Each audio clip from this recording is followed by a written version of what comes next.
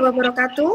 Shalom, damai sejahtera, Om Swastiastu, Namo Buddhaya, salam kebajikan, Rahayu, Hong Ulun Basuki Langgeng.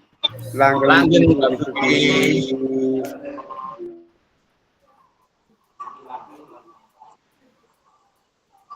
Kepada yang kami hormati, Bapak Marianto SPD SD, selaku Kepala Sekolah SDN Palangsari 1, Kecamatan Puspo, kepada yang terhormat Ibu Ani Susanti selaku narasumber, kepada yang berbahagia peserta webinar, hadirin yang kami hormati, Bapak Ibu guru hebat peserta yang terhormat, saya Lili Indahyani akan menjadi host pada diseminasi online yang sangat berarti ini. Sungguh suatu kehormatan bisa hadir bersama Bapak dan Ibu guru hebat dalam forum yang syarat pengetahuan dan inspirasi. Berikut adalah susunan acara pada pagi hari ini adalah sebagai berikut.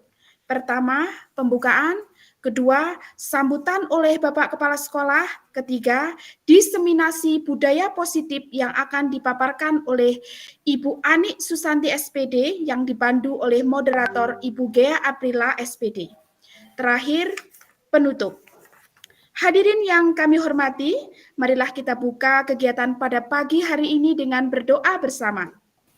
Dengan harapan berjalan dengan baik dan lancar, serta mendapatkan manfaat dari Tuhan Yang Maha Esa. Bapak Ibu yang kami hormati, berdoa disilahkan.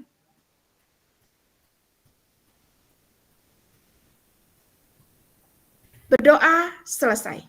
Selanjutnya adalah sambutan dari Bapak Kepala Sekolah SDN Palangsari 1, Kecamatan Puspo, kepada yang kami hormati Bapak Marianto SPD SD, dipersilahkan.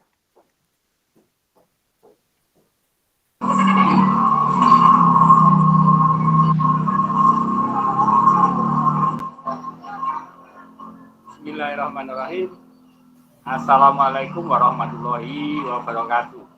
Waalaikumsalam warahmatullahi wabarakatuh. Waalaikumsalam warahmatullahi wabarakatuh. Alhamdulillah pada hari ini kita bisa berkumpul untuk melaksanakan diseminasi yang diselenggarakan oleh guru penggerak kami yaitu Ibu Ani Susanti dalam acara diseminasi praktek baik guru penggerak.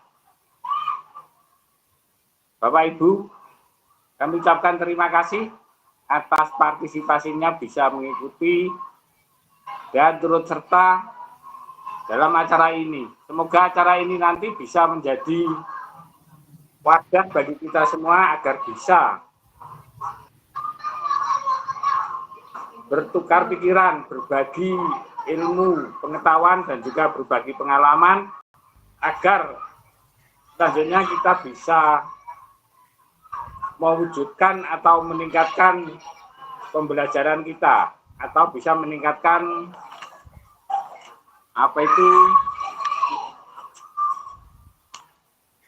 tujuan pendidikan kita dan bahwa itu situasi belajar kita biar semakin lebih baik, kemudian kualitasnya pendidikan kita itu juga meningkat. Itu adalah harapan dari kami. Kemudian juga bisa meningkatkan kompetensi Bapak Ibu guru dalam melaksanakan pembelajaran.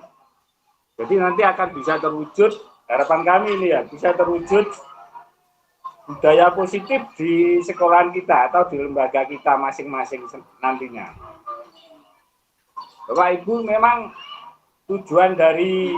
salah satu tujuan dari bangsa kita itu adalah mencerdaskan kehidupan bangsa. Meskipun orang-orang yang cerdas itu nyatanya di negeri kita kadang-kadang ada yang tidak terpakai, Bapak Ibu ya. Itu sudah bukan rahasia lagi. Tapi kita tidak usah berpikir seperti itu karena kita adalah sebagai guru. Jadi kita harus tetap berjuang untuk mencerdaskan kehidupan bangsa. Jadi usaha-usaha kita ya macam-macam. Selain kita harus nurut, ikut, dan patuh pada aturan-aturan negara yang dikeluarkan oleh Bapak Ibu Menteri yang sedang berjalan, itu memang sudah tanggung jawab kita dan kewajiban kita. Karena kita itu memang digaji oleh pemerintah. Walaupun pemerintah itu punya uang untuk menggaji kita, itu juga asalnya dari uang pajak Bapak Ibu ya. Jadi uang pajak itu supaya bisa berjalan sesuai dengan tujuannya. Kita juga harus selalu berusaha dan tetap berjuang, bersemangat untuk mencerdaskan kehidupan bangsa melalui pendidikan yang kita jalani. Pendidikan yang kita lakukan atau yang kita jalani atau yang sedang kita proses. Jadi kalau pendidikan yang kita jalani termasuk kita itu belajar. Sebagai guru kita juga harus tetap belajar, selalu update dengan berbagai teknologi Bapak Ibu ya. Jadi kita harus selalu bersemangat karena kita adalah guru. Tidak boleh mencontoh dari sebagian guru yang biasanya punya pendirian begini. Awai wis tuwek wis ndak kate belajar ngono-ngono iku. Nah, yang seperti itu jangan dicontoh Bapak Ibu nggih. Soalnya itu bukti ya di lembaga kita atau di tetangga lembaga kita itu ada juga guru yang belajar laptop saja tidak mau. Ndak kate laptopan zaman biyen ndak ana laptop ya ana menteri, ana presiden, ana tentara, ana jenderal. Jadi ini seperti itu. Tapi harapan kita Bapak Ibu dengan banyaknya ilmu pengetahuan dan kecerdasan dari anak-anak bangsa, harapannya nantinya kan pembangunan kita menjadi lebih baik, lebih positif. Kemudian karakternya juga bisa lebih terwujud. Memang untuk sementara ini kalau di medsos kita itu melihat sepertinya karakter itu ternyata hanya basa-basi Bapak Ibu ya. Jadi kita harus berusaha untuk karakter itu bisa dibawa sampai mati oleh anak-anak bangsa kita yang nantinya akan meneruskan perjalanan negeri ini. Karena di medsos kita sering para pejabat korupsi. Nah itu berarti kan karakternya nggak ada itu. Mungkin karakternya sedikit, kurang banyak atau kurang dipakai seperti itu Bapak Ibu. Jadi kita harus meningkatkan karakter. Belajar yang pinter itu harus bagaimana, anak-anak itu kita ajari seperti itu. Jadi setelah nanti harapannya kalau anak-anak itu karakternya sudah bagus, harapannya kalau sudah jadi orang bisa membangun negeri ini Bapak Ibu. Untuk mewujudkan seperti itu mungkin nanti kita akan dijelaskan oleh Ibu Ani sebagai narasumber yang akan menjelaskan tentang budaya positif di sekolah. Mungkin budaya positif itu macam-macam. Budaya positif itu seperti apa, pelaksanaannya bagaimana, waktu yang diperlukan itu waktu kapan saja untuk melaksanakan budaya positif itu mungkin nanti akan dijabarkan oleh Bu Ani. Jadi untuk mewujudkan budaya positif ini, Bapak Ibu guru harus mampu menjadi pemimpin pembelajaran yang baik. Jadi kita harus bisa bisa menyenangkan siswa, bisa membuat siswa-siswa itu menjadi lebih kreatif, inovatif, kemudian juga mandiri, dan mampu merefleksi apa yang ada di sekitarnya. Dan kita sebagai guru Bapak Ibu ya, juga harus bisa membawa anak-anak itu menjadi menjadi generasi yang baik itu tanpa pilih-pilih. Jadi semuanya harus bisa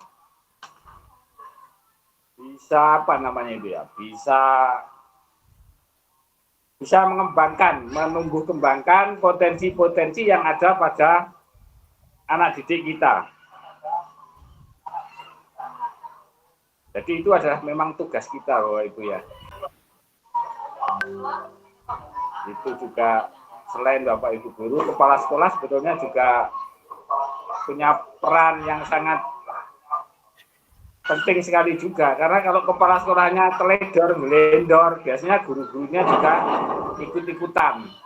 Tapi saya yakin untuk guru-guru sekarang itu punya prinsip-prinsip sendiri yang baik. Jadi kalau ada atasan atau contoh-contoh yang jelek, itu mungkin tidak akan mencontoh. Soalnya buktinya di sekolah kita ini, seperti saya sendiri itu merasa kalau dinas itu juga kurang baik. Tapi ternyata guru-guru di sini itu semuanya juga tetap mengajar dinas dengan baik. Kecuali memang ada keperluan keluarga, itu kan normal Bapak Ibu ya. Karena kita manusia, namanya manusia ya jelas manusiawi. Karena manusiawi kita juga harus menghargai.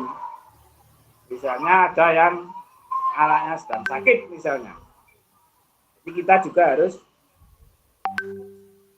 apa itu ya? Kita harus juga memakluminya. Kemudian untuk saat-saat ini misalnya ada juga Bapak Ibu guru yang ikut-ikutan sibuk dalam pesta demokrasi Bapak Ibu ya. Kalau zaman dulu itu namanya suksesi. Jadi pemilihan pemimpin. Entah itu pemimpin daerah atau pemimpin negara. Bahkan wakil-wakil dari daerah juga dipilih. Itu juga termasuk bagian dari hambatan untuk mensukseskan keberhasilan pendidikan kita Bapak Ibu.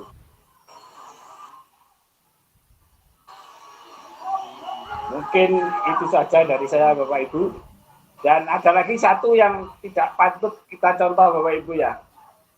Misalnya kita menjadi guru, menjadi kepala sekolah. Itu jangan meniru Wis nggak tak omong nggak jadi wis. Nanti enak. Bisa Bapak Ibu bisa berpikir sendiri, berpikir positif karena ini nanti sudah didapatkan oleh Bu Ani. Bapak Ibu mungkin itu saja dari saya.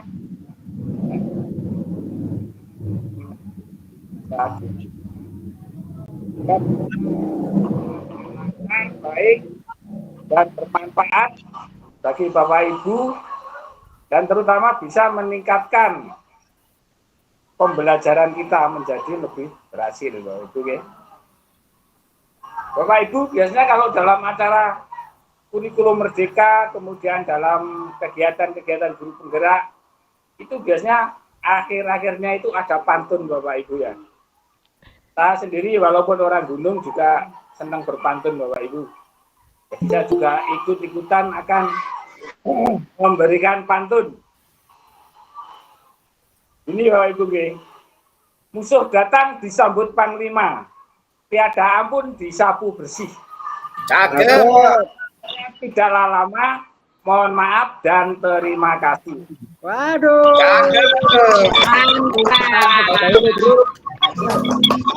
Luar biasa.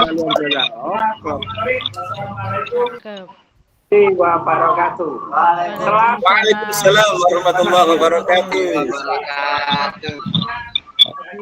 Negara dan agama. Semangat. Semangat. Terima kasih luar biasa Bapak Kepala Sekolah atas sambutannya pagi hari ini, sungguh sangat bersemangat. Bapak Ibu yang kami hormati, terima kasih kami sampaikan kepada Bapak Marianto SPD atas sambutannya, dan sebelum kita memasuki inti acara, izinkan saya menyampaikan beberapa panduan teknis. Yang pertama, pastikan mikrofon Bapak Ibu dimatikan selama presentasi untuk menghindari gangguan. Dan jika Bapak Ibu memiliki pertanyaan, jangan ragu untuk menuliskan di kolom chat. Atau bisa klik raise hand setelah sebutkan nama, baru Bapak Ibu bisa menyampaikan pertanyaan. Kemudian di akhir acara akan dibagikan link presensi, harap Bapak dan Ibu mengisi agar bisa mendapatkan e-sertifikat kegiatan ini secara gratis yang akan langsung dikirim ke email masing-masing. Dan hari ini, Bapak Ibu hebat kita sekalian, kita akan bersama-sama menjelajahi berbagai topik menarik dan mendalam mengenai budaya positif di sekolah kita, serta mendengarkan pemaparan dari pemateri kita, yakni Ibu Anik Susanti SPD selaku CGP Angkatan 10 dan pendidik di SDN Palang Sare 1 Kecamatan Puspo. Acara ini juga memberikan kesempatan kepada Bapak Ibu untuk berinteraksi dan bertukar pikiran. Bapak Ibu guru hebat, mari kita bersama-sama menjadikan diseminasi ini sebagai wahana bagi pertukaran ide dan inspirasi. Selamat mengikuti acara dan jangan ragu untuk berkontribusi dalam sesi tanya jawab nanti. Kegiatan ini akan dipandu oleh moderator cantik dan istimewa kita, Ibu Gea Aprilia. Kepada beliau yang kami hormati, disilahkan. Monggo, Ibu Gea.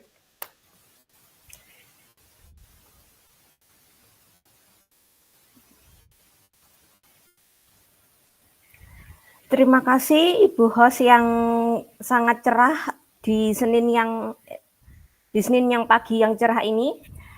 Untuk itu langsung saya sebagai host yang akan memandu acara utama yaitu diseminasi budaya positif sebagai bentuk aksi nyata modul pendidikan guru penggerak modul 1.4. Untuk mempercepat waktu, saya persilakan kepada Ibu Anik Susanti untuk menyampaikan materi tentang budaya positif. Kepada Bu Anik, saya persilahkan. Tapi sebelum itu, saya punya pantun. Karena kalau tadi itu di penutup, saya di pantun pembuka. Mohon mikrofonnya di-on-kan dan dibantu jawab cakep.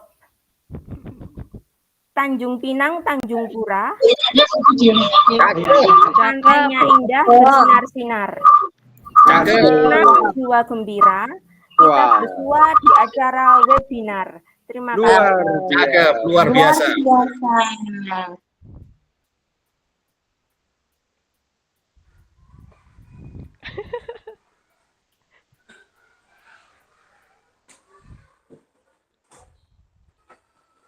Assalamualaikum warahmatullahi wabarakatuh. Waalaikumsalam warahmatullahi wabarakatuh. Iya. Selamat pagi Bapak Ibu guru hebat. Terima kasih sudah mau bergabung dalam acara diseminasi budaya positif modul 1.4. Semoga acara ini ke depannya nanti berjalan dengan baik dan lancar dan semoga mendapat keberkahan dan ilmu bersama-sama nanti nggih. Baik, saya share screen dulu. Juga tolong dibantu share screen.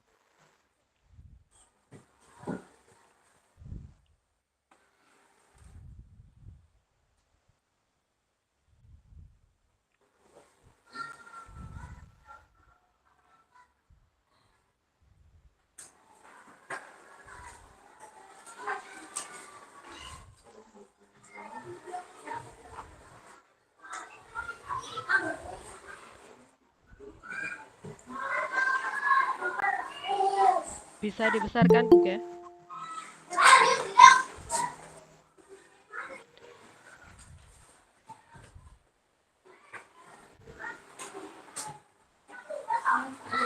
Assalamualaikum warahmatullahi wabarakatuh. Salam damai sejahtera, Om Swastiastu, Namo Buddhaya, salam kebajikan, Rahayu, Rahayu, Rahayu. Next.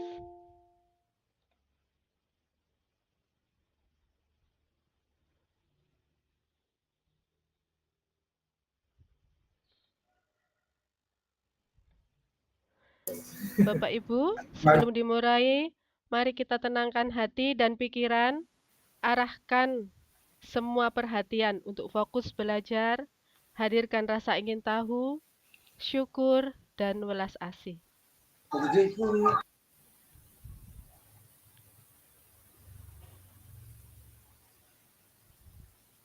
Lanjut, Bu ya. Baik, Bapak Ibu. Mohon saya dibantu untuk menjawab pertanyaan ini, nggih. Yang pertama, jawabannya setuju atau tidak setuju saja. Pertanyaan pertama, apakah hukuman dapat mendisiplinkan anak? Yang kedua, apakah pemberian hukuman dengan hal positif seperti membaca atau membersihkan halaman sekolah dapat meningkatkan disiplin anak? Yang ketiga, apakah memberi penghargaan dapat meningkatkan motivasi belajar anak? Monggo Bapak Ibu bisa raise hand, tidak ada jawaban benar dan salah di sini. Ibu Eti Nurhayati ini raise hand sepertinya. Oke. Apa sudah dari tadi? Ibu Eti itu dari tadi raise hand-nya. Dari awal. Masuk. Iya. Monggo Bapak Ibu. Oh, Pak Mukhlason. Silakan Pak Mukhlason.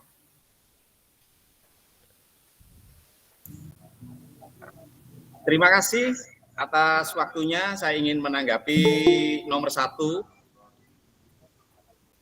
Monggo Pak. Hukuman dapat mendisiplinkan anak.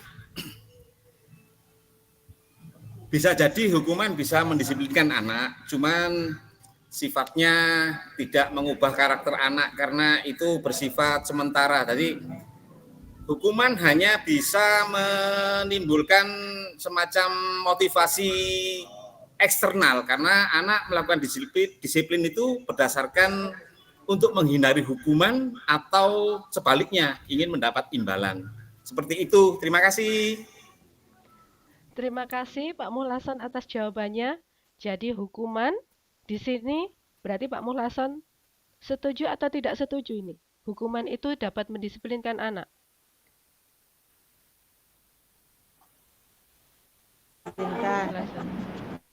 Hilang ya. Baik, yang kedua. Apakah pemberian hukuman? Oke, Bu Eti Nurhayati, monggo.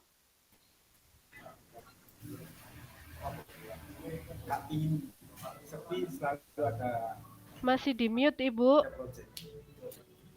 Sini ono umpan balik buah minyak.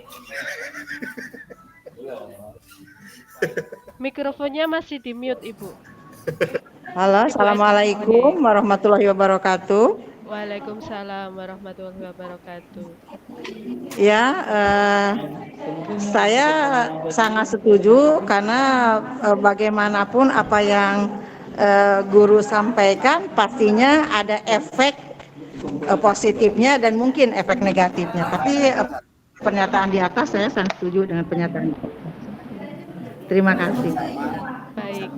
Terima kasih Ibu. Berarti Ibu setuju nggih apabila hukuman dapat mendisiplinkan anak, juga pemberian hukuman dengan hal positif seperti hukumannya mungkin seperti apa tadi ya, lupa lagi saya.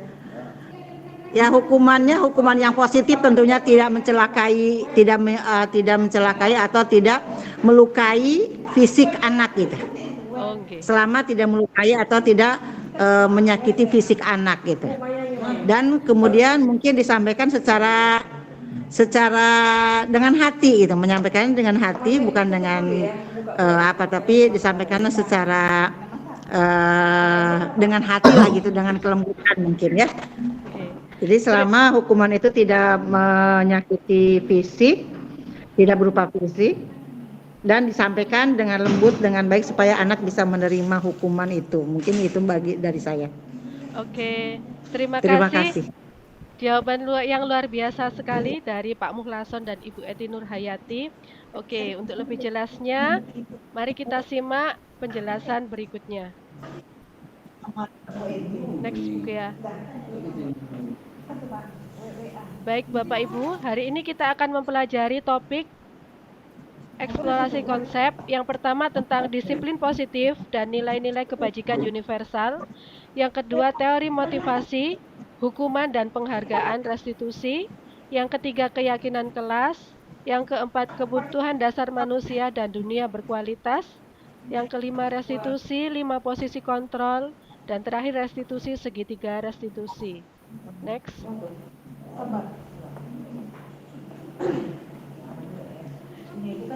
Oke, yang pertama, disiplin positif, dan nilai-nilai kebajikan universal. Nanti di situ macet ya. Enggak, ini masih. Enggak macet. Enggak usah lebih nanti. Pada dasarnya Bapak Ibu, nilai-nilai kebajikan universal sesuai dengan profil pelajar Pancasila itu ada 6 elemen G. Yang pertama yakni beriman, bertakwa kepada Tuhan Yang Maha Esa dan berakhlak mulia, kemudian mandiri, bernalar kritis, berkebinekaan global, bergotong royong, dan kreatif. Next. Yang kedua, teori motivasi, hukuman, dan penghargaan, serta restitusi. Teori motivasi perilaku manusia, yang pertama bisa dilihat, untuk menghindari ketidaknyamanan atau hukuman, apa yang akan terjadi apabila saya tidak melakukannya?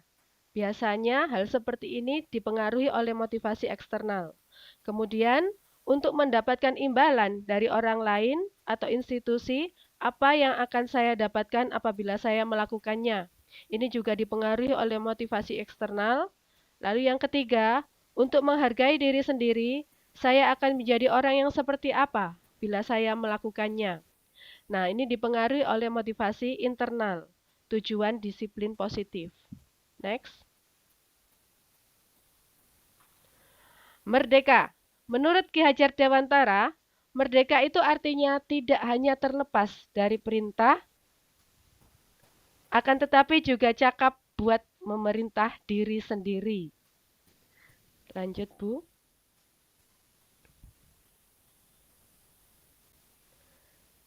Dihukum oleh penghargaan. Bahwasanya penghargaan itu berlaku sama seperti hukuman. Dalam arti meminta atau membujuk seseorang melakukan sesuatu untuk memenuhi suatu tujuan tertentu dari orang yang meminta atau membujuk, dorongannya eksternal dan akan ada faktor ketergantungan. Beberapa dampak dari pemberian penghargaan. Penghargaan itu menghukum. Ini dampaknya penghargaan, G. Penghargaan mengurangi ketepatan. Penghargaan tidak efektif. Penghargaan merusak hubungan. Jadi ketika kita memberikan penghargaan kepada seseorang anak, kita juga harus berpikir bagaimana dengan anak yang sudah berusaha keras, tapi kemampuannya hanya seperti itu. Ya, kadang kan ada anak yang sunnatullah, nggih, sunaro. Jadi bagaimana dia berkecil hati? Bagaimana dia, apakah dia bisa bangkit kembali untuk melanjutkan proses pembelajaran yang lebih baik lagi agar mencapai tujuan yang diharapkan. Seperti itu. Jadi kadangkala kita memberikan penghargaan, itu mungkin efeknya hanya sementara untuk mendapatkan motivasi eksternal hanya karena, oh nanti saya diberi penghargaan ini, berarti saya harus berusaha, bukan dari motivasi dari dalam dirinya sendiri. Lanjut, Bu. Kemudian penghargaan mengurangi motivasi intrinsik. Sudah tadi, nggih? Lanjut. Bentuk program kebajikan apresiasi. Jadi ini kami menawarkan ketika kita mengatakan kalau penghargaan itu menghukum atau hanya merubah seseorang dalam segi singkat saja tanpa jangka waktu lama, maka ada yang lebih baik programnya yaitu kebajikan atau apresiasi. Bagaimana caranya kita memberikan pengakuan dan apresiasi? Ada beberapa hal. Yang pertama, beri pengakuan secara khusus. Beri pengakuan secara pribadi, beri pengakuan kepada semua murid atau secara bergantian, kemudian beri pengakuan secara konsisten, fokus pada proses. Jadi kita memberikan apresiasi kepada murid kita bukan pada hasilnya, tapi pada proses yang ia jalankan. Kemudian kita juga bisa memberikannya secara bergiliran. Tidak hanya kepada satu orang yang menjadi juara kelas saja, atau kepada satu orang yang patuh saja, tapi secara bergiliran dan secara konsisten. Lanjut. Contoh pengakuan atau apresiasi kebajikan. Kalimat pembukanya, kemarin saya perhatikan. Kemudian nilai kebajikannya, rasa empatimu besar sekali. Situasinya pada saat menolong murid baru di kelas kita. Jadi kita memberikan apresiasi tidak hanya pada proses belajar mengajar, tapi juga pada saat anak itu melakukan sesuatu yang bernilai sosial, seperti menolong murid atau hal yang lainnya, atau membantu, memungut kertas. Yang kedua, saya menghargai kepedulianmu pada saat kamu membantu teman-temanmu di tugas kelompok. Kemudian yang ketiga, terima kasih untuk rasa tanggung jawabmu pada saat kamu memungut kertas yang berserakan di lantai. Lanjut. Nah, Bapak Ibu, ini adalah perbedaan hukuman dan konsekuensi. Jadi ada tindakan guru. Yang pertama, mencatat 100 kali di dalam buku kalimat saya tidak akan datang terlambat lagi. Nah, ini saya pernah melakukannya dulu. Ketahuan ya kalau terlambat. Tapi karena ada alasannya waktu itu, nggih. Karena terlambat ke sekolah. Nah, ini termasuk hukuman atau konsekuensi. Kemudian lari mengelilingi lapangan basket 2 kali karena terlambat hadir di sekolah. Yang ketiga, murid diminta untuk push up 15 kali karena tidak menggunakan masker ke sekolah. Kemudian yang keempat, menggantikan kertas tugas teman yang telah dicoret-coret. Lalu membersihkan tumpahan air di meja tulis karena tersenggol pada saat belajar. Kemudian murid disuruh untuk tidak mengenakan sepatu seharian di sekolah karena tidak mengenakan sepatu hitam.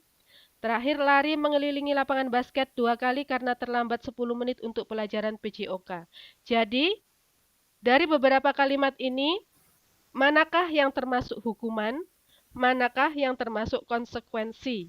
Bapak Ibu, boleh saya dibantu untuk raise hand? Bagi yang ingin menjawabnya, monggo.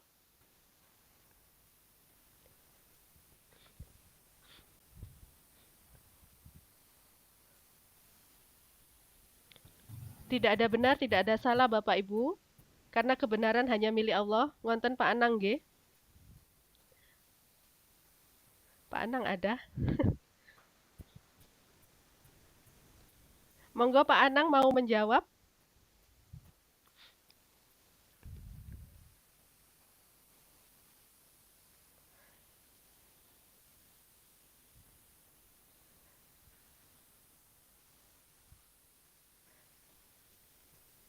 Bu Tita. Halo, Bulut. Mohon maaf Bu Ani, bisa diulangi pertanyaannya tadi. Oh, nggih, Pak Joyo Prasetyo, monggo.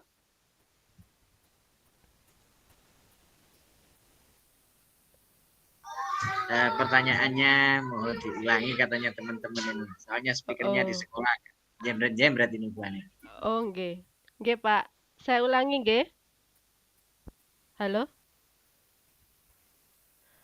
Yang pertama, bisa dilihat di sini nggih. Mencatat 100 kali di dalam buku kalimat saya tidak akan datang terlambat, itu termasuk hukuman atau konsekuensi? Mungkin untuk beberapa siswa yang tidak menyadari akan kesalahannya itu dianggap hukuman. Oke, Bapak. Lanjut. Lari mengelilingi lapangan basket 2 kali karena terlambat hadir di sekolah. Hukuman atau konsekuensi, Pak? Itu juga hukuman bagi siswa. Hukuman. Yang ketiga, murid diminta untuk push up 15 kali karena tidak menggunakan masker. Hukuman atau konsekuensi, Pak? Oke, Pak Joyo. Iya. Itu juga hukuman, Bu Ani. Oke, lanjut Pak G. Menggantikan kertas tugas teman yang telah dicoret-coret. Nah, itu baru konsekuensi karena dia merusakkan kertas temannya. Oke, lanjut Pak.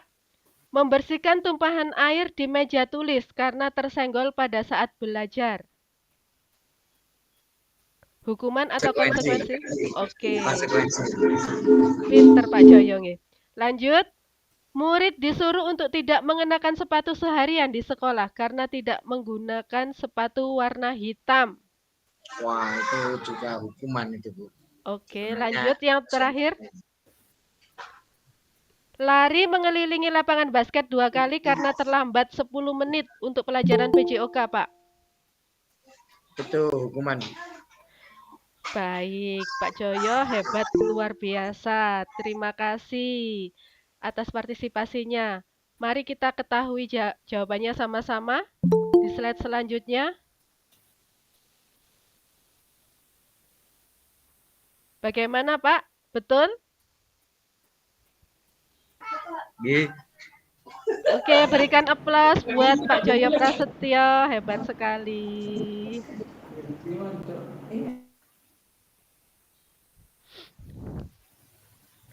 Lanjut, nggih. Baik, ini begini saya jelaskan perbedaan hukuman dan konsekuensi. Jadi, hukuman itu adalah sesuatu yang menyakitkan, yang harus terjadi. Kemudian, konsekuensi itu adalah sesuatu yang harus terjadi.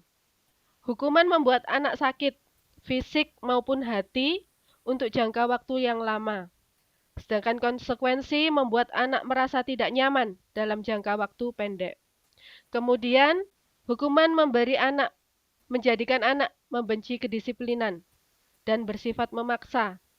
Kalau konsekuensi anak menghargai disiplin, kemudian ada stimulus dan ada tanggapan, lalu hukuman mendorong anak menyakiti diri sendiri, sedangkan konsekuensi mendorong anak agar mudah menyesuaikan diri. Kemudian, hukuman konsep diri yang buruk, sedangkan konsekuensi konsep diri yang baik. Hukuman anak belajar untuk menyembunyikan kesalahan, jadi anak kadang diajarkan untuk berbohong secara tidak langsung. Ya. Sedangkan konsekuensi, anak belajar untuk mematuhi peraturan. Kemudian hukuman, dampaknya, marah, rasa bersalah, dipermalukan, merasa tak dihargai. Kemudian konsekuensi dampaknya, kehilangan hak, dibuat tidak nyaman, diasingkan untuk sementara waktu atau time out. Selanjutnya, apa itu restitusi? Restitusi adalah proses menciptakan kondisi bagi murid untuk memperbaiki kesalahan mereka, sehingga mereka bisa kembali pada kelompok mereka dengan karakter yang lebih kuat. Restitusi juga merupakan proses kolaboratif yang mengajarkan murid untuk mencari solusi untuk masalah mereka dan membantu murid berpikir tentang orang seperti apa yang mereka ingin menjadi dan bagaimana mereka harus memperlakukan orang lain dalam Gosen 2004. Next, Bu ya. Oke, jadi ini perbedaan hukuman, konsekuensi, dan restitusi. Lanjut, Bu ya.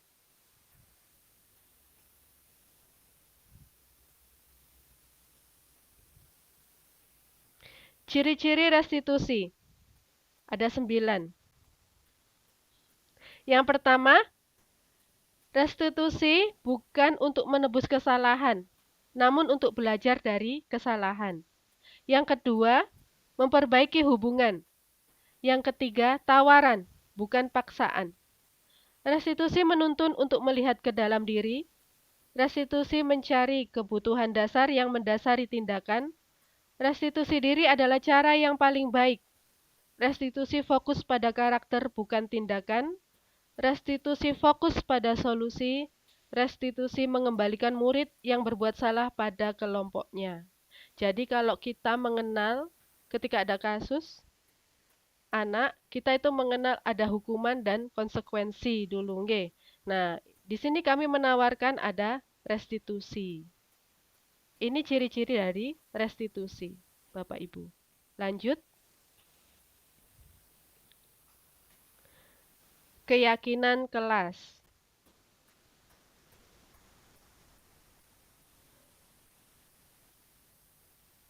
Keyakinan kelas itu apa?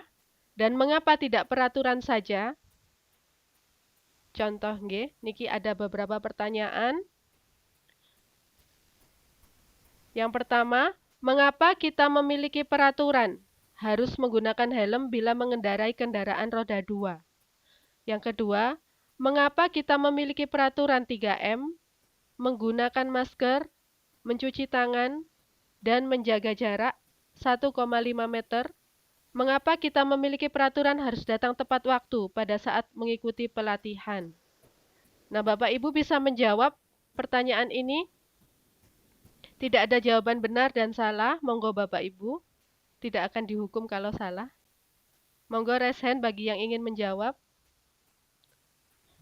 Mengapa kita memiliki peraturan harus menggunakan helm bila mengendarai kendaraan roda 2? Untuk apa?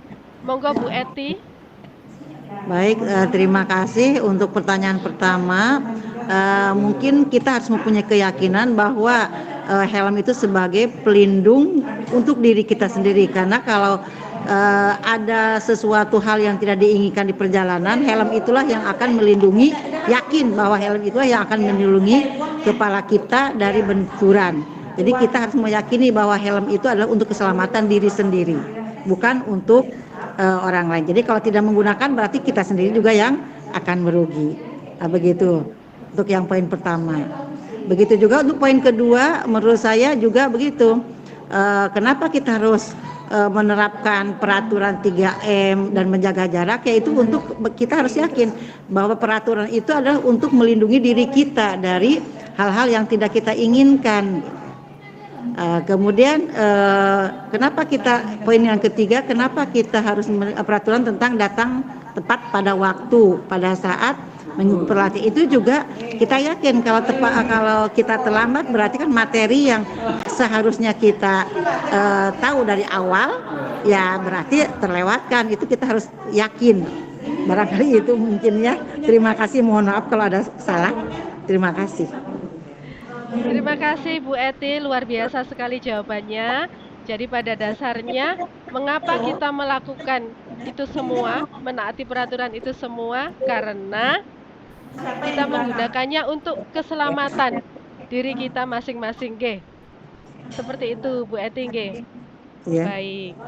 Betul. Jadi, untuk mendukung motivasi intrinsik, kembali ke nilai-nilai atau keyakinan lebih menggerakkan seseorang dibandingkan mengikuti serangkaian peraturan.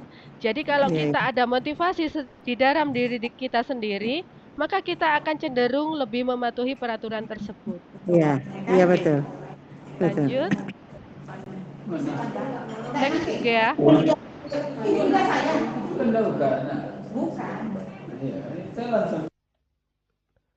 Oke, Bapak Ibu, saya punya 2 tabel. Yang manakah yang merupakan keyakinan kelas dan mengapa? Jadi di sini ada tabel. Yang pertama itu SDN Palangsari 1. Ada kesepakatan kelas, datang tepat waktu, mengucapkan salam, menjaga kebersihan sekolah, aktif dalam pembelajaran, lalu tertib. Kemudian tabel berikutnya, kesepakatan kelas yang A, kami guru dan murid yang saling menyayangi. Kami murid yang semangat belajar, kami murid yang peduli dengan teman-teman. Tidak ada jawaban salah dan benar di sini Bapak Ibu. Monggo, raise hand bagi yang ingin menjawabnya. Ibu Sri Ramadan tadi raise hand. Ge.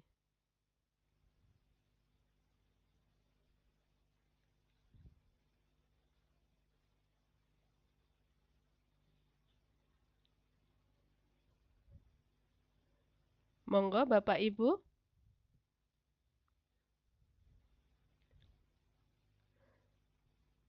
Yang kanan atau yang kiri?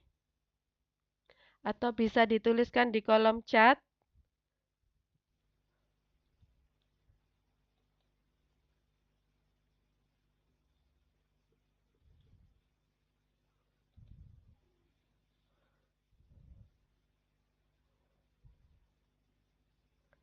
Baik. Untuk mengetahui bersama, mari kita lihat di slide selanjutnya. Oke. Peraturan dan keyakinan kelas. Oke. Jadi di sini ada beberapa peraturan. Yang pertama, selalu kembalikan buku ke tempatnya. Yang kedua, dilarang mengganggu orang lain. Yang ketiga, hadir di sekolah 15 menit sebelum pembelajaran dimulai. Yang keempat, dilarang melakukan kekerasan. Kemudian kelima, dilarang menggunakan narkoba. Kemudian bergantian atau menunggu giliran. Gunakan masker, jangan berlari di kelas atau koridor. Lalu keyakinan kelasnya bagaimana? Kita lihat di slide selanjutnya. Nah, keyakinan kelas itu berisi nilai. Nilai-nilai yang kita yakini untuk dikerjakan bersama-sama. Dan keyakinan kelas ini merupakan kesepakatan antara guru dan siswa untuk menjalankannya. Yang pertama, peraturan pertama, selalu kembalikan buku ke tempatnya. Berarti nilai yang ingin diambil adalah nilai tanggung jawab. Kemudian dilarang mengganggu orang lain, berarti nilainya, keyakinan kelasnya yaitu menghormati orang lain. Lalu hadir di sekolah 15 menit sebelum pembelajaran dimulai, keyakinan kelasnya yaitu menghormati orang lain atau berkomitmen. Lalu dilarang melakukan kekerasan, keyakinan kelasnya keselamatan, menghormati orang lain. Dilarang menggunakan narkoba, tentu saja, keyakinan kelasnya kesehatan. Bergantian atau menunggu giliran, keyakinan kelasnya menghormati orang lain atau bersabar. Gunakan masker, keyakinan kelas kesehatan, keselamatan. Jangan berlari di kelas atau koridor, keyakinan kelasnya yaitu keselamatan atau keamanan. Selanjutnya, pembelajaran 4, kebutuhan dasar manusia dan dunia berkualitas. Next. Kebutuhan dasar manusia pada dasarnya dibagi menjadi 4. Yang pertama, kasih sayang dan rasa diterima. Yang kedua, penguasaan. Kemudian kesenangan dan kebebasan. Yang terakhir, bertahan hidup. Jadi kebutuhan dasar manusia itu ada 5, nggih, Bapak Ibu. Lanjut. 5 posisi kontrol. Lanjut, Bu ya. 5 posisi kontrol guru itu ada 5, nggih. Yang pertama, sebagai penghukum, lalu sebagai pembuat merasa bersalah, kemudian teman, ada pemantau, kemudian terakhir manajer. Bapak Ibu, berikut adalah video yang bisa Bapak Ibu simak bagaimana posisi guru dalam 5 posisi kontrol ini. Bagaimana guru memposisikan dirinya? Silakan disimak bersama-sama.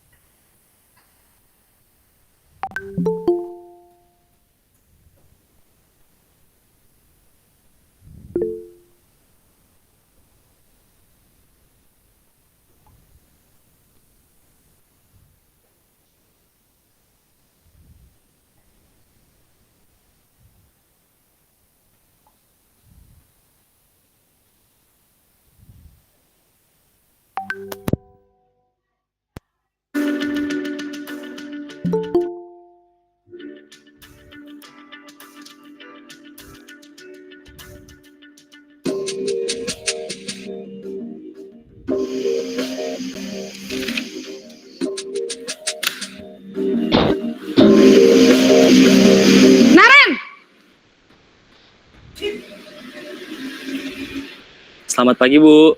Naren, kamu kenapa terlambat lagi, Nak? Ya Tuhan, Naren. Kamu senang ya bikin ibu susah ya? Kalau kamu terlambat lagi, nanti ibu yang ditegur bapak kepala sekolah, Nak. Disangka ibu tidak bisa membina kamu. Duh, gimana ini? Maaf, Bu. Duh, Gusti Naren. Kamu suka ya kalau ibu ditegur bapak kepala sekolah? Terus, sekarang ibu harus tulis apa ini di buku absen? Ini kamu sudah sering terlambat loh.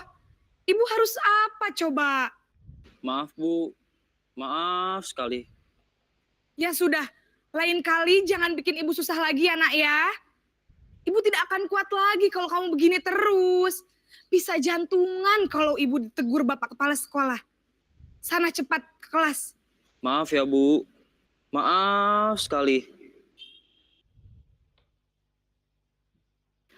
Posisi pembuat rasa bersalah berbicara dengan nada tenang, cenderung lembut. Namun kata-kata yang diutarakan membuat murid merasa menjadi orang yang gagal. Memandang buruk dirinya sendiri, merasa tidak berharga, dan tidak sanggup membahagiakan orang lain. Ketika guru mengambil posisi pembuat rasa bersalah, murid akan menganggap dirinya yang bersalah dan ia akan menyimpan emosi negatif tersebut di dalam dirinya.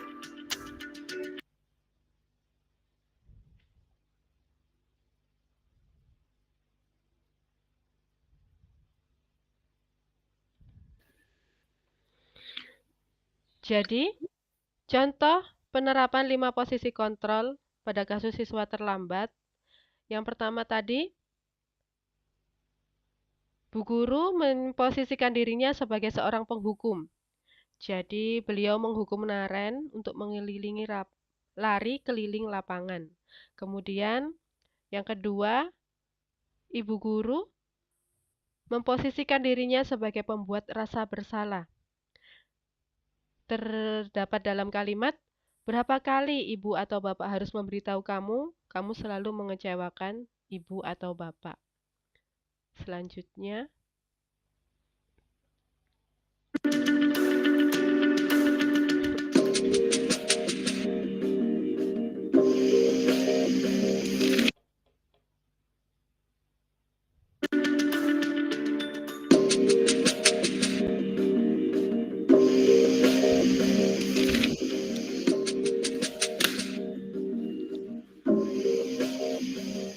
Naren!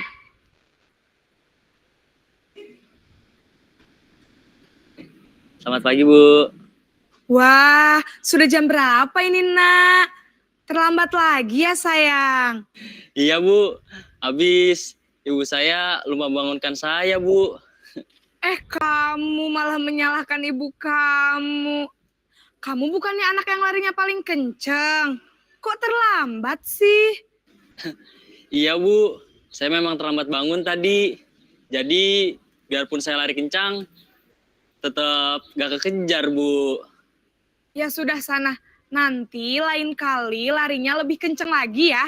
Biar gak terlambat lagi. Bikin seneng ibu. Demi ibu. Bisa kan?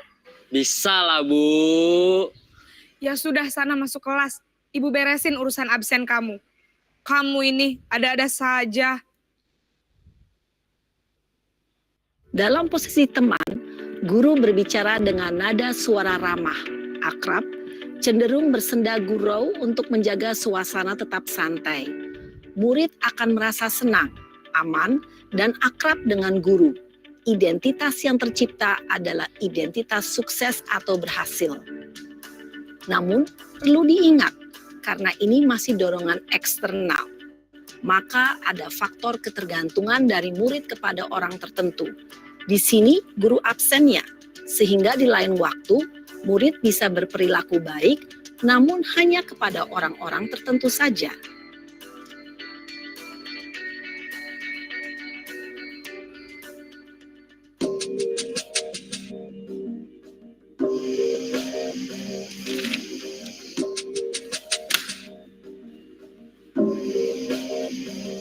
Naren!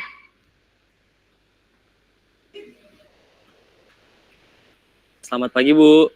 Naren, apa peraturan sekolah kita tentang jam berapa kita harus masuk sekolah, Nak? Kita harus di sekolah jam 7, Bu. Iya, betul. Sekarang sudah jam 7.20. Naren sudah tahu konsekuensinya jika terlambat hadir. Paham, Bu. Saya harus tinggal kelas pas jam istirahat selama 20 menit. Iya, benar. Konsekuensinya demikian. Jadi nanti jam 9.30 pas istirahat, kamu harus tinggal di kelas, kerjakan tugas tambahan untuk ketertinggalan kamu, ya? Baik, Bu. Posisi pemantau mengandalkan penghitungan atau data untuk mengontrol murid. Guru mengarahkan murid berdasarkan peraturan dan konsekuensi. Seorang pemantau menunjukkan bahasa tubuh dan ekspresi wajah yang datar dan cenderung formal.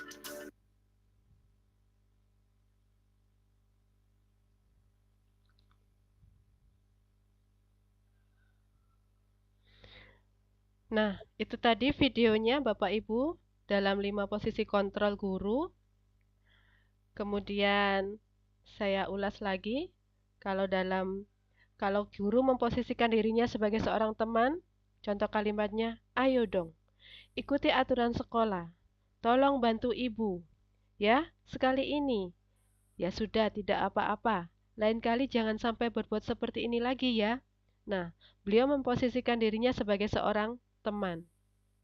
Kemudian, sebagai seorang pemantau, kamu sudah melanggar peraturan sekolah. Kamu tahu konsekuensinya, besok berangkat. Jangan terlambat lagi dan jangan diulangi lagi. Seperti itu. Jadi dari kelima posisi kontrol guru, yang paling efektif dan paling ampuh untuk digunakan dalam menghadapi beberapa kasus yang dilakukan oleh murid adalah posisi kontrol kita sebagai seorang manajer. Next, Bu.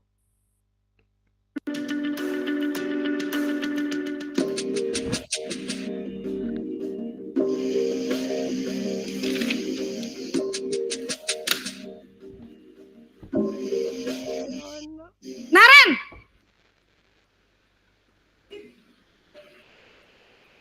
Selamat pagi, Bu. Selamat pagi, Naren. Maaf, Bu. Saya terlambat. Iya, sekolah masuknya jam 7, sekarang sudah jam 7.20. Jadi sekarang bagaimana ini, Naren? Maaf, Bu. Saya lupa setel alarm saya semalam. Baiklah, menurut kamu, keyakinan sekolah yang mana yang perlu kamu tingkatkan? Menghargai diri sendiri dan orang lain mungkin ya, Bu. Setuju. Jadi, apakah Naren meyakini prinsip saling menghormati tersebut? Iya, Bu. Saya meyakininya. Apakah Naren bersedia memperbaiki masalah keterlambatan ini? Bersedia, Bu. Bagaimana kamu akan perbaiki masalah keterlambatan ini? Saya akan coba untuk tidak lupa menyetel alarm saya, Bu. Baik, kalau Naren lupa menyetel alarm di rumah, ada orang yang kira-kira bisa bantu mengingatkan tidak? Ada, Bu. Kakak saya, Kak Ema. Ada lagi selain Kak Ema? Selain Kak Ema, ada ibu saya. Baik, jadi yang mengingatkan Naren adalah Kak Ema dan ibu kamu ya? Kira-kira akan mulai setel alarm kapan nih, Naren? Setelah pulang sekolah, akan segera saya lakukan. Baik, jadi Naren akan setel alarm untuk bangun besok pagi dan akan diingatkan oleh kakak dan ibunda Naren ya. Ada lagi yang mungkin perlu dilakukan, Naren? Agar tidak terlambat bangun lagi. Tidak ada, Bu. Baik, Naren. Terima kasih untuk kerjasama kamu. Sekarang kamu perlu kembali ke kelas untuk belajar. Baik, Bu. Terima kasih. Posisi manajer adalah posisi kontrol yang disarankan untuk membimbing murid memiliki sikap disiplin yang positif, yaitu murid yang mandiri, bertanggung jawab, dan dapat memecahkan masalah. Tujuan dari posisi ini adalah agar murid dapat berefleksi atas tindakannya. Guru akan dengan tulus memberikan pertanyaan-pertanyaan bermakna, sehingga membuat murid dapat belajar dari kesalahannya dan mencari sebuah solusi untuk menyelesaikannya. Ibu dan Bapak guru hebat, setelah mengamati adegan kelima posisi kontrol tadi, kira-kira posisi mana yang paling ideal? posisi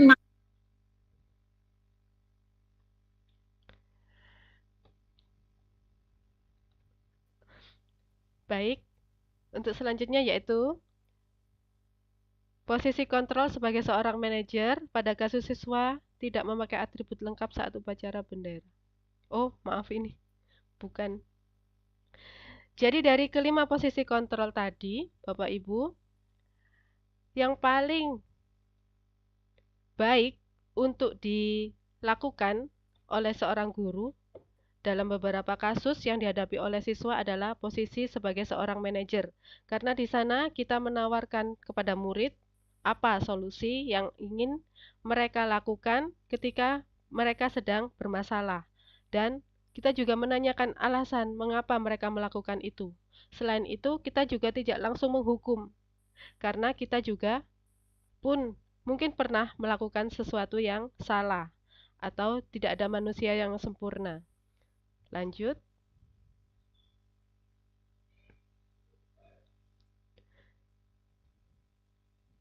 Ini ada beberapa pernyataan dan dari pernyataan ini guru itu bertindak sebagai apa? Pernyataan yang pertama, saya kecewa sekali dengan kamu. Berarti guru itu sedang memposisikan dirinya sebagai pembuat orang merasa bersalah. Kemudian yang kedua, kamu tidak pernah benar melakukannya. Berarti guru itu memposisikan dirinya sebagai seorang penghukum. Yang ketiga, ayolah, lakukan demi ibu atau bapak. Berarti beliau sedang memposisikan dirinya sebagai seorang teman. Kemudian yang keempat, apakah kamu mau mendapatkan stiker bintang hari ini? Berarti beliau memposisikan dirinya sebagai seorang pemantau. Kemudian, bagaimana kamu bisa menyelesaikan masalah ini? Guru itu memposisikan dirinya sebagai seorang manajer. Yang terakhir, kamu selalu yang paling terakhir. Berarti beliau sedang memposisikan dirinya sebagai seorang penghukum. Lanjut. Materi yang terakhir yaitu segitiga restitusi. Lanjut. Pada segitiga restitusi terdapat 3 bagian. Yang pertama yaitu menstabilkan identitas, kemudian validasi kebutuhan, dan terakhir adalah menanyakan keyakinan.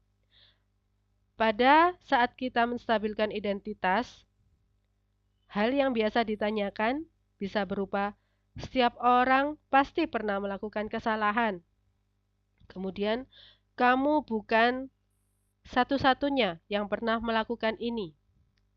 Kemudian untuk validasi kebutuhan, guru bisa bertanya atau membuat pernyataan, kamu tentu punya alasan mengapa melakukan itu.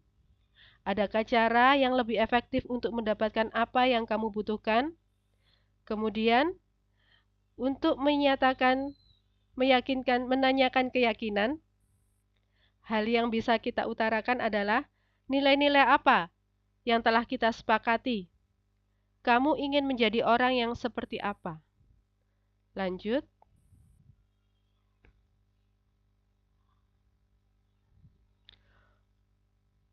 Yang pertama, menstabilkan identitas.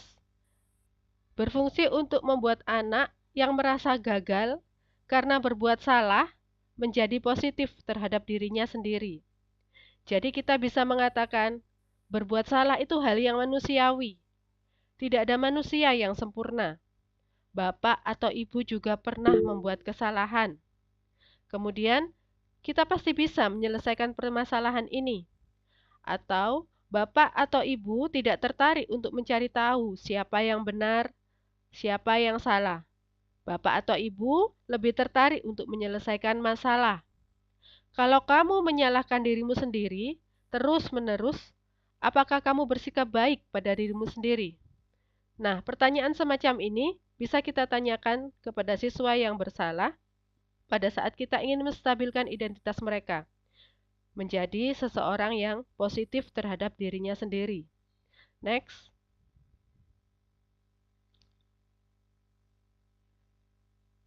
Kemudian validasi kebutuhan.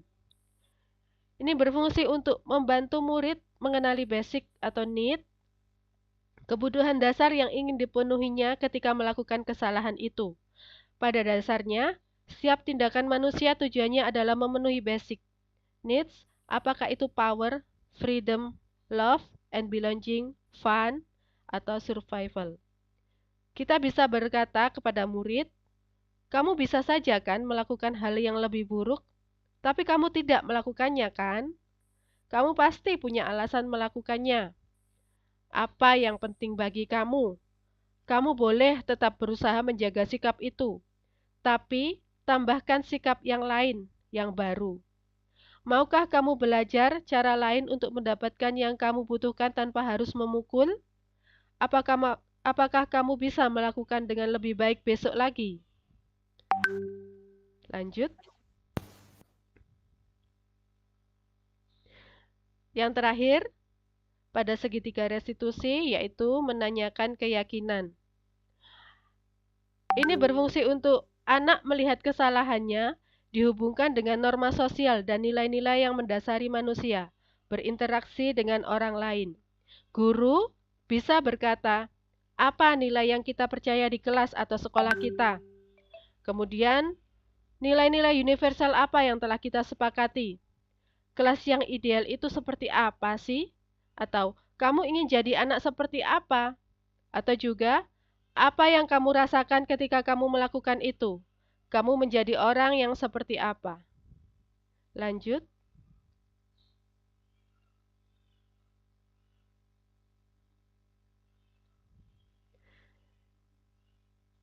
Jadi ini ada intervensi 30 detik.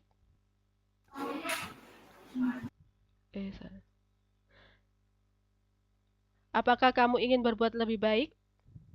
Intervensi ini bisa membantu murid untuk kembali ke tujuan semula, nggih. Dengan cukup singkat, dengan cara non-konfrontatif. Pertanyaan-pertanyaan yang bisa diajukan, bisa dikemukakan seorang guru sebagai posisi pemantau dan manajer. Ini contoh-contoh pertanyaannya. Bisa Bapak Ibu baca? Demikian pemaparan materi dari saya mengenai budaya positif modul 1.4 CGP Angkatan 10. Saya kembalikan kepada moderator.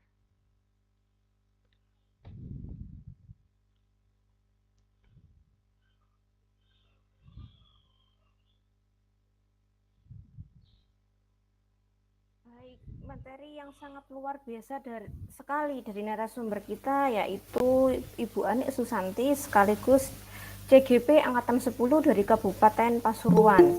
Untuk sesi selanjutnya, kami akan membuka sesi tanya jawab, yaitu kita pertama ada 2 sesi tanya jawab, yaitu termin pertama kita akan membuka 2 pertanyaan, untuk termin kedua kita akan membuka 2 pertanyaan lagi. Untuk yang mau bertanya silakan raise hand atau ditulis di kolom chat. Silahkan.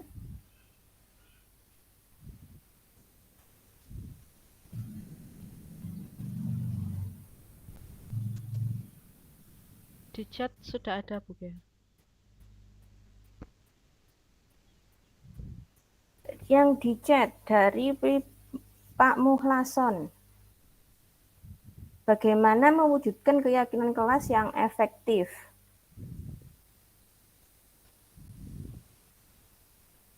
Silakan dijawab, ditampung lebih dahulu apa langsung dijawab Ibu narasumber? Langsung dijawab saja ya. Yang pertanyaan yang kedua di kolom chat dari Ibu Ivanda Primasari, bagaimanakah langkah dalam menstabilkan identitas? Silakan dijawab terlebih dahulu.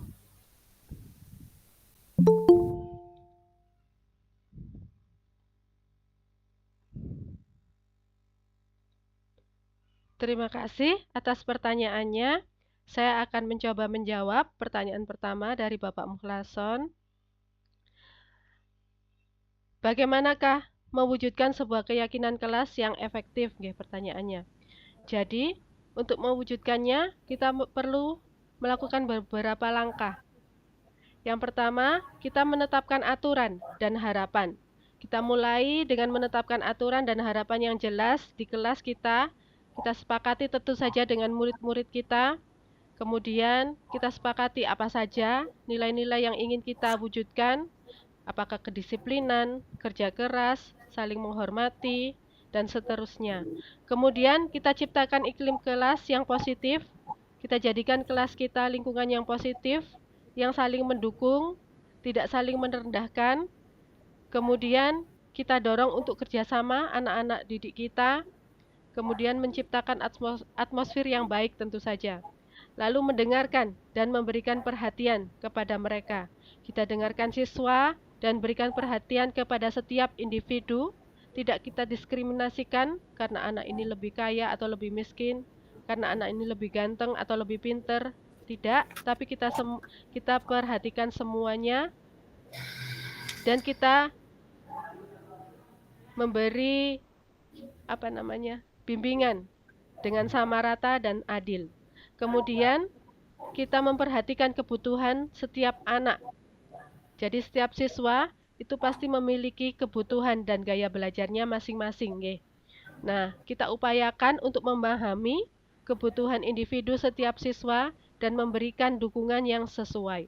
Kemudian kita libatkan juga orang tua atau wali murid. Kita libatkan orang tua dalam proses pembelajaran, berkomunikasi secara teratur dengan mereka untuk berbagai perkembangan siswa, dan mendapatkan wawasan tentang siswa di luar lingkungan kelas.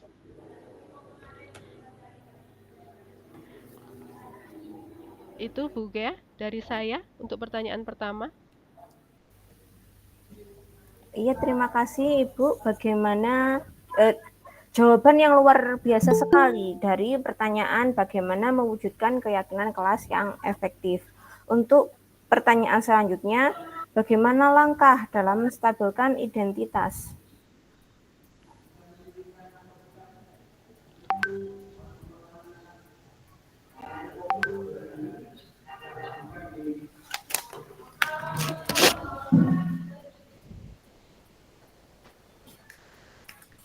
Baik, saya coba jawab. Bagaimana langkah dalam menstabilkan identitas? Pada dasarnya, ketika kita ingin menstabilkan identitas seseorang, kita ingin mengubah orang itu. Jadi dari dia merasa dirinya bersalah, menjadi dia seorang yang positif. Menjadi dia menerima bahwa dirinya itu juga manusia biasa yang pasti melakukan kesalahan. Jadi yang pertama tentu saja kita sabar dulu. Kadang kalau ada kasus tertentu pada siswa itu kita bisa langsung emosi. Jadi kita sabar dulu menghadapi ini, kita tenangkan diri dulu. Kemudian baru kita ngobrol dengan santai, dengan memposisikan diri, bagaimana sih anak ini, pasti dia ketakutan karena dia sudah melakukan sesuatu yang salah, seperti itu. Jadi kita bisa menggunakan kalimat seperti, berbuat salah itu tidak apa-apa, tidak ada manusia yang sempurna, atau Bapak atau Ibu tidak tertarik untuk mencari siapa yang salah, tapi Bapak atau Ibu ingin mencari solusi dari permasalahan ini. Dan pertanyaan yang lainnya yang tentunya bisa menenangkan hati anak ini yang berbuat salah. Demikian.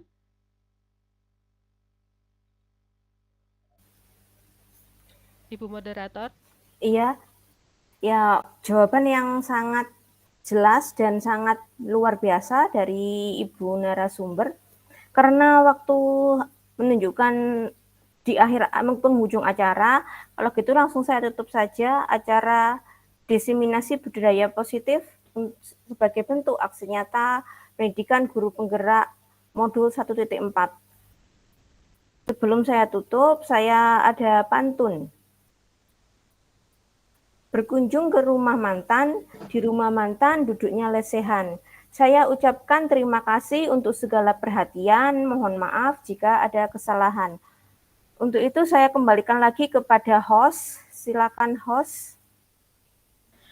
Baik, terima kasih Ibu Gea. Luar biasa, kita beri aplaus yang meriah untuk narasumber kita tercinta, Ibu Ani Susanti. Bapak Ibu guru hebat, terima kasih atas pemaparannya pada diskusi kali ini. Semoga memberikan wawasan dan tentunya dapat kita aplikasikan di sekolah kita masing-masing. Terima kasih atas partisipasi dan perhatian dari Bapak Ibu guru sekalian dalam diseminasi online ini. Nah, Bapak Ibu hebat, sebelum kita closing acara, Terima kasih, Bu kita Ani. akan foto bersama, nggih. Mohon untuk on cam, Bapak Ibu. Nggih, kita akan foto bersama-sama. Dipersilahkan senyum yang ceria dan gayanya yang luar biasa. Dalam hitungan ketiga, Bapak Ibu. Baik, 1, 2, 3, senyum. Sekali lagi, 1, 2, 3, senyum. Sekali lagi, 1, 2, 3, senyum. Oke, terima kasih. Luar biasa Bapak Ibu guru hebat. Semoga kita senantiasa mendapatkan keberkahan. Bu Lili, link absen. Dan Izin Bu, link absen Bu. Link absen kami akan kirim di chat Bapak Ibu. Oke. Di chat ini, link absennya Bapak Ibu, kami persilakan untuk bisa mengisi link absen di kolom chat. Linknya di chat. Oke. Monggo Pak. Siap. Link absennya ada di kolom chat Bapak Ibu untuk kita bisa mendapatkan e-sertifikat yang dikirim melalui email masing-masing. Mohon maaf Ibu, link absennya belum ada di kolom chat Bu.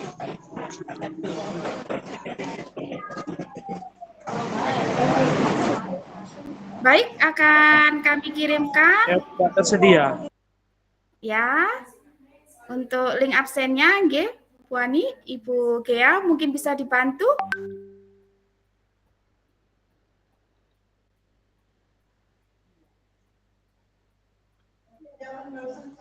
Oke, akan kami kirimkan link absennya di kolom chat Bapak Ibu sekalian. Harap tunggu sebentar, bersabar. Belum lagi. Nah, sampun Bapak Ibu. Luar biasa. Baik, terima kasih Bu Ani dan Bu Gea pada pagi hari ini. Bapak Ibu hebat sekalian, jangan lupa bahagia bersama anak didik kita. Mohon maaf apabila dalam penyampaian ini terdapat kekurangan dan kelebihan. Saya akhiri. Wassalamualaikum warahmatullahi wabarakatuh. Om Swastiastu, Namo Buddhaya, salam kebajikan. Shalom, Rahayu, Hak Ulun, Basuki Langgeng. Langgeng Basuki. Basuki Cahaya Winata. Ini yang ini ya. Pak Joyo. Belum keluar ya. Cak lelap. Oh, ini dia. Mana? Kok saya nggak ada? Zoom kok yang ini, Joy. Sehat, Joy. Tapi ini kok Yang di Pak Joyo lagi. Bulut. Lek Zoom kok jengking. ini ya kawan. Joy, di sekolah.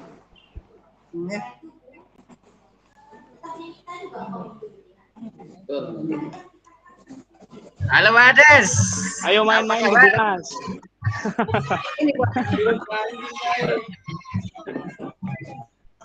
Lancar Bu Ani barusan, alhamdulillah. Alhamdulillah. Nampaknya Pak Tring yang kudu lancar. Saya izin live ya. Saya izin live. Bu Ani izin live Bu. Semuanya teman-teman. Assalamualaikum. Matur nuwun. Sami-sami.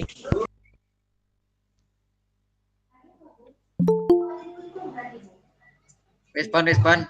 Assalamualaikum.